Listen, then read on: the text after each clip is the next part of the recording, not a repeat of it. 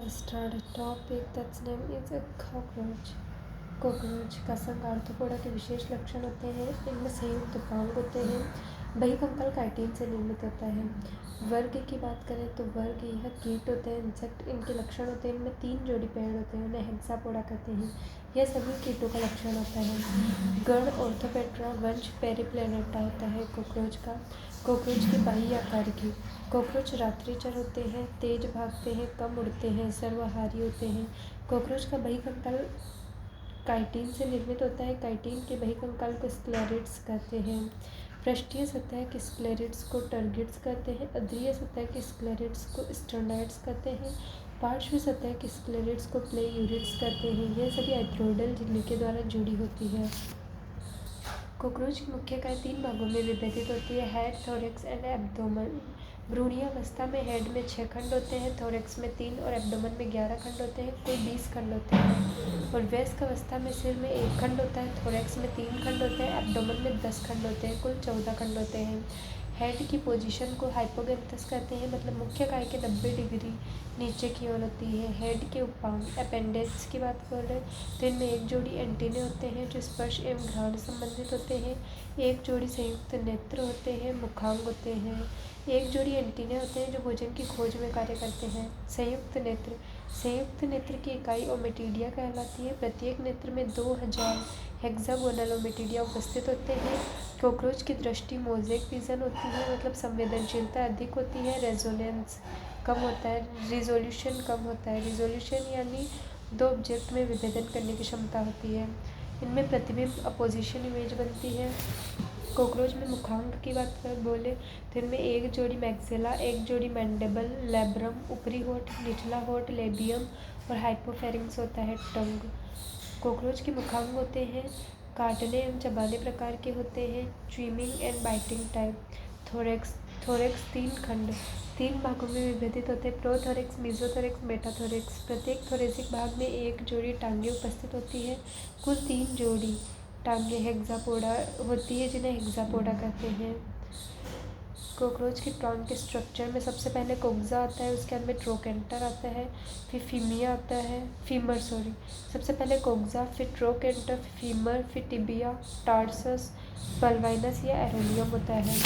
उसके बाद में बात करें तो मीजोथोरैक्स एंड मेटाथोरैक्स में 1 जोड़ी विंग्स, 2 जोड़ी विंग्स होते हैं। मीजोथोरैक्स अग्र पंख गहरे रंग के होते हैं, कठोर होते हैं, उड़ने में प्रयुक्त नहीं होते हैं, सिर्फ ढकने का कार्य करते हैं। विंग्स कवर इलेक्ट्रा या टेगमिना भी कहते हैं इन्हें। मेटाथोरैक्स पश्च पंख होते हैं, हिंड विंग्स भी कहते हैं। वास्तविक पंख उड़ने में प्रयुक्त पारदर्शी झिल्लीनुमा होते हैं। एब्डोमेन उदर में 10 खंड उपस्थित होते हैं। मादा कॉकरोच में 7 खंड स्पष्ट, जबकि नर कॉकरोच में 9 खंड स्पष्ट होते हैं। मादा कॉकरोच में 7th स्टर्नाइट बोट आकार का होता है, जो 8th और 9th स्टर्नाइट से मिलकर जेनाइटल पाउच बनाते हैं। इन्हें ब्रॉड पाउच भी कहते हैं। कॉकरोच एक लिंगी होते हैं, यूनिसेक्सुअल, नर व मादा, एवं इनमें लैंगिक विरूपताएं पाई जाती है। आकारिकी के आधार पर नर व मादा में विभेदन किया जा सकता है। नर कॉकरोच में 9th खंड स्टर्नाइट पर, अग्रभाग में होता है स्टर्नाइट। 9th खंड स्टर्नाइट पर छोटे एनल स्टाइल उपस्थित होते हैं, जो फीमेल कॉकरोच में एब्सेंट होते हैं। एनल स्टाइल धागेनुमा संरचना होती है।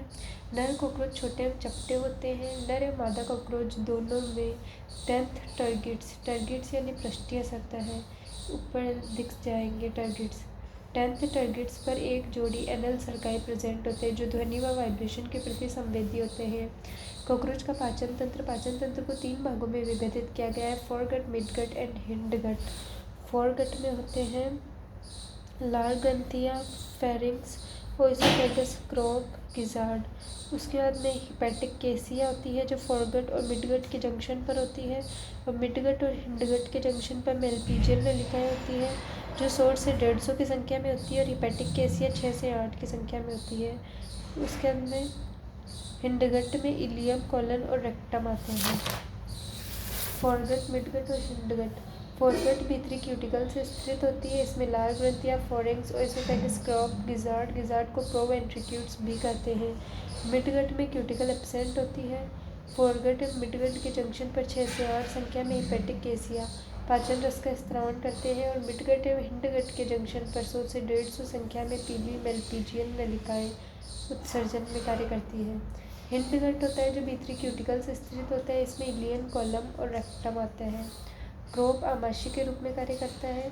गिजार्ड में काइटिन युक्त नुकीले दंत उपस्थित होता है। गिजार्ड को प्रोवेंट्रिक्यूट्स भी कहते हैं जो भोजन को पीसने में कार्य करते हैं। पाचन रस का स्त्रावण।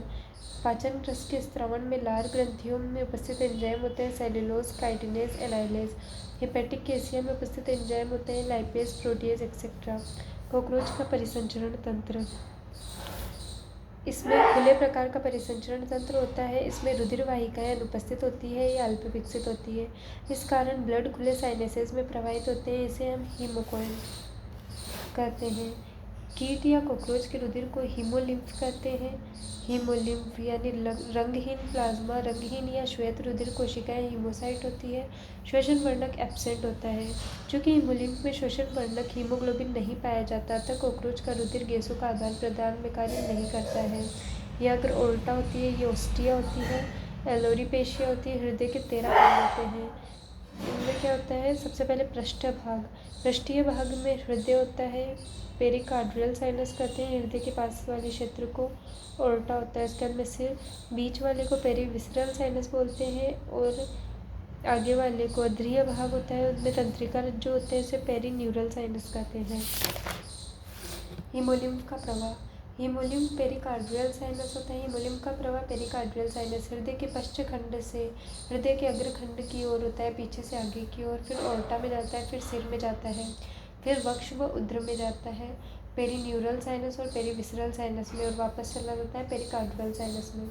कॉकरोच में श्वसन तंत्र। कॉकरोच के श्वसनांग में ट्रेकियल ट्यूब्स और ट्रेकियोल्स होते हैं जिनमें सबसे पहले सिर आता है, फिर स्पाइरिकल्स आते हैं। 10 जोड़ी स्पाइरिकल्स होते हैं वक्ष में। थोरैक्स या एब्डोमेन। ट्रेकियोल्स ये ट्रेकियल ट्यूब्स होती है। ट्रेकियल ट्यूब्स ट्रेकियोल्स में विभाजित होती है और ऑक्सीजन या CO2 प्रत्यक्ष स्थानांतरण ऊतकों और अंगों के साथ होता है। यह ट्रेकियल ट्यूब्स बाहर की ओर स्पाइरिकल्स द्वारा खुलती है। स्पाइरिकल्स 10 जोड़ी होते हैं, में से 2 तो होते हैं थोरैक्स में और 8 होते हैं एब्डोमेन में। स्पाइरिकल्स का नियमन स्फिंक्टर पेशियों के द्वारा होता है। कॉकरोच में उत्सर्जन तंत्र यूरिकोटेलिक होता है। कॉकरोच में उत्सर्जन तंत्र की बात करें तो कॉकरोच में उत्सर्जन तंत्र यूरिकोटेलिक होता है। यूरिक एसिड का उत्सर्जन करता है। उत्सर्जन संरचनाएं में मेलपीजियन नलिकाएं, फैट बॉडी, नेफ्रोसाइट्स, यूरिकोज ग्रंथियां। नेफ्रोसाइट्स हृदय के पार्श्व में उपस्थित होता है। नेफ्रोसाइट्स और यूरिकोज ग्रंथियां होती है जो थोड़ा बहुत यूरिक एसिड का निष्कासन करती है। मेलपीजियन नलिकाएं। यह नलिकाएं मिडगट एवं हिंडगट के जंक्शन पर उपस्थित होती है। 100 से 150 की संख्या में पीली नलिकाएं होती हैं। यह नलिकाएं भीतर से ग्रंथिल एवं सिलिएटेड कोशिकाओं से स्थित होती है। यूरिक एसिड का उत्सर्जन करती है। फैट बॉडी या पेरीविसरल साइनस में उपस्थित होता है। फैट बॉडी में निम्न प्रकार की कोशिकाएं होती हैं ट्रोफोसाइट्स, माइसेटोसाइट्स और यूरेट सेल। ट्रोफोसाइट्स ग्लाइकोजन एवं वसा का संग्रह करती है। माइसेटोसाइट्स इनमें सहजीवी जीवाणु उपस्थित जो विटामिन, अमाइनो एसिड का निर्माण करते हैं, और यूरेट सेल यूरिक एसिड का निर्माण करते हैं। अतः फैट बॉडी कशेरुकी की लेवर की समृद्धि होती है। तंत्रिका तंत्र। नर्व रिंग एवं डबल अध्रीय भाग में ठोस तंत्रिका रज्जुक होती है। यह नर्व रिंग होती है। सिर। ये डबल अध्रीय तंत्रिका रज्जुक। प्रोथोरैक्स, मेसोथोरैक्स, मेटाथोरैक्स में 3 गैंग्लिया होते हैं। एब्डोमेन में 6 गैंग्लिया होते हैं। टोटल 9 गैंग्लिया होते हैं। कॉकरोच के तंत्रिका तंत्र का अधिकांश भाग वक्ष एवं उदर भाग में सम्मिलित होता है। अतः कॉकरोच का सिर काट देने पर भी वह सप्ताह भर तक जीवित रह सकता है। सिर की नर्व रिंग 2 होती है, पृष्ठीय भाग में और एक अध्रीय भाग में। पृष्ठीय भाग में होती है सुप्राओइसोफेगल गैंग्लिया, एंटीना, संयुक्त नेत्र एवं लेब्रम। ऊपरी होठ में पाई जाने वाली तंत्रिका सुप्राओइसोफेगल गैंग्लिया से निकलती है। सबओइसोफेगल गैंग्लिया, मैक्सिला, मैंडिबल, लेबियम। निचले होठ में जाने वाली तंत्रिकाएं सबओइसोफेगल गैंग्लिया से निकलती है। जनन तंत्र। कॉकरोच एक लिंगी होता है। नर व मादा कॉकरोच पृथक होते हैं। नर जनन तंत्र की बात करें, इनमें चौथे, पांचवें, छठे एब्डोमेन के चौथे, पांचवें, छठे खंड में एक जोड़ी वृषण होता है, और ये एक तो फेलिक कॉन्ग्लेटाइन ग्रंथि होती है और यह होती है मशरूम या यूट्रिकुलर ग्रंथि। मशरूम या यूट्रिकुलर ग्रंथि 3 से मिलकर नलिकाओं से मिलकर बनी होती है। एक तो लंबी नलिका है, एक छोटी नलिका और एक सेमिनल वेसाइकल। यह तीनों मशरूम ग्रंथि या यूट्रिकुलर ग्रंथि का निर्माण करती है। यह वासा डिफरेंशिया होता है, यह स्खलन नलिका होती है। वही जननांग काइटिन युक्त होते हैं। लेफ्ट एंड राइट अधरीय फेलोमर्स या गेनेपोफाइसिस करते हैं इन्हें।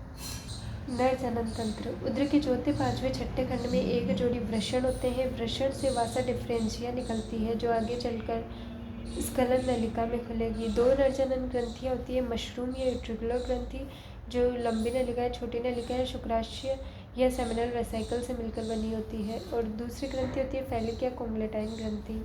वही जननांग काइटिन युक्त असीमित संरचना होती है जिन्हें फेलोमर्स या गेनेपोफाइसिस कहते हैं। शुक्राणु का निर्माण वृषण में होता है, उसके पश्चात वह वासा डिफरेंशिया से होते हुए सेमिनल वेसाइकल शुक्राशय में पहुँचते हैं व संग्रहित हो जाते हैं। मशरूम ग्रंथि व फैलिक ग्रंथि के स्त्रावण द्वारा सभी शुक्राणु चिपक कर स्पर्मेटोफोर्स में रूपांतरित हो जाते हैं। मादा जनन तंत्र। मादा जनन तंत्र। Few important points. तिलचट्टे की शरीर की कोशिकाएं अपने नाइट्रोजनी अपशिष्ट को हीमोलिम्फ में प्रधान रूप से डाल देती हैं। और दूसरा 46 का छोरा यानी अर्थात 4 से 6 खंड में नर में वृषण उपस्थित होते हैं और 26 की छोरी यानी 2 से 6वें खंड में मादा में अंडाशय उपस्थित होता है। ये एक ट्रिक है। मादा जनन तंत्र में अंडाशय होता है, दूसरे से छठे खंड में उसके बाद में कोलेट्रियल ग्रंथियाँ होती है, फिर स्पर्मेथिका होता है। शुक्राणु अस्थायी रूप से संचित रहते हैं स्पर्मेथिका में। यह फीमेल गोनेपोफोर होता है।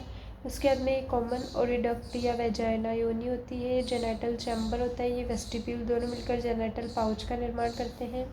मादा जनन तंत्र में एक जोड़ी अंडाशय उदर के दूसरे से छठे खंड में उपस्थित होता है। अंडाशय के भीतर ओवरियोल्स होते हैं जिनमें विकसित होते हुए अंडाणुओं की श्रृंखलाएं उपस्थित होती हैं।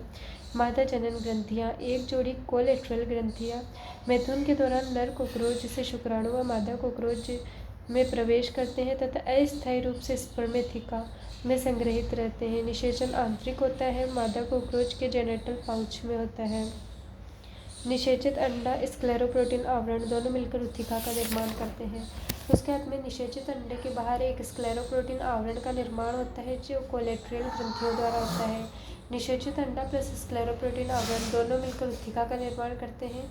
औसतन फीमेल कॉकरोच 9 से 10 उत्थिका निर्मित करती है। प्रत्येक उत्थिका में 14 से 16 निषेचित अंडे उपस्थित होते हैं।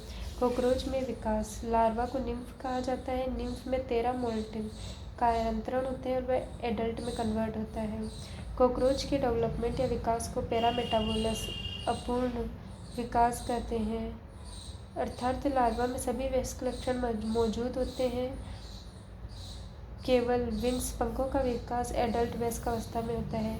कॉकरोच के विकास में हार्मोन में 2 होते हैं, एक तो कॉर्पोरा एलोटा मस्तिष्क के पास ज्वेनिल हार्मोन न्यूटिनिन का स्त्रावण करता है। नियोनिक्टिनिन निम्फ लार्वा के विकास को प्रेरित करता है और समय पूर्व मोल्टिंग को रोकता है। प्रोथोरेसिक ग्रंथि होती है जो मोल्टिंग हार्मोन एक्डाइजोन का स्त्रावण करती है, प्रोथोरेक्स में उपस्थित होती है। यह हार्मोन मोल्टिंग एवं कायांतरण को प्रेरित करता है और समय पूर्व निर्मोचन मोल्टिंग को रोकता है।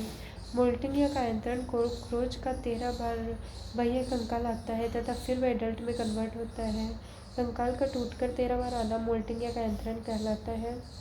कॉकरोच के प्रत्येक खंड में एक्सोस्केलेटन को कठोर प्लेट्स कहा जाता है जो स्क्लेरेट्स है।